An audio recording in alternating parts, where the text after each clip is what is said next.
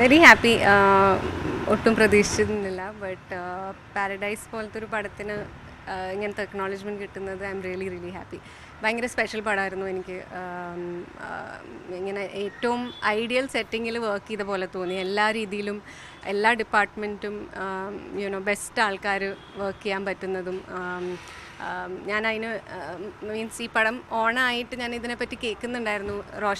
റോഷനും രാജീവേട്ടനും ഒക്കെ ചെയ്യാൻ പോകുന്നു എന്ന് അറിഞ്ഞിരുന്നു.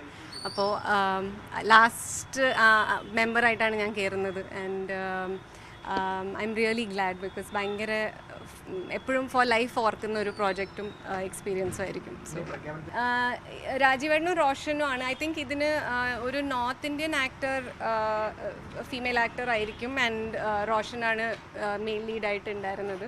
കഥയിൽ അങ്ങനെയായിരുന്നു. പിന്നെ അത് റീവർക്ക് ചെയ്ത് അറ്റ് വൺ പോയിന്റ് റീകൺസിഡർ ചെയ്യാൻ അതൊരു രണ്ടുപേരും മലയാളികളാണെങ്കിൽ എങ്ങനെയായിരിക്കും എന്ന് അപ്പോഴാണ് ഐ തിങ്ക് രാജീവേട്ടൻ സജസ്റ്റ് ചെയ്തിട്ടാണ് പ്രശ്ന സാറ് വിളിക്കുന്നതും കഥ കേൾക്കുന്നതും ഒക്കെ. ആൻഡ് ഓൾറെഡി എന്താ പറയുക, രാജീവേട്ടനും പ്രശ്ന സാറും ഒക്കെ ചെയ്യുന്ന എന്ത് പ്രോജക്റ്റ് ആണെങ്കിലും I be very happy to be a small part of it. അപ്പോൾ ഇങ്ങനത്തെ ഒരു പടം കഥ വായിച്ചു കഴിഞ്ഞിട്ട് എനിക്ക് ഭയങ്കര ഇഷ്ടമായി.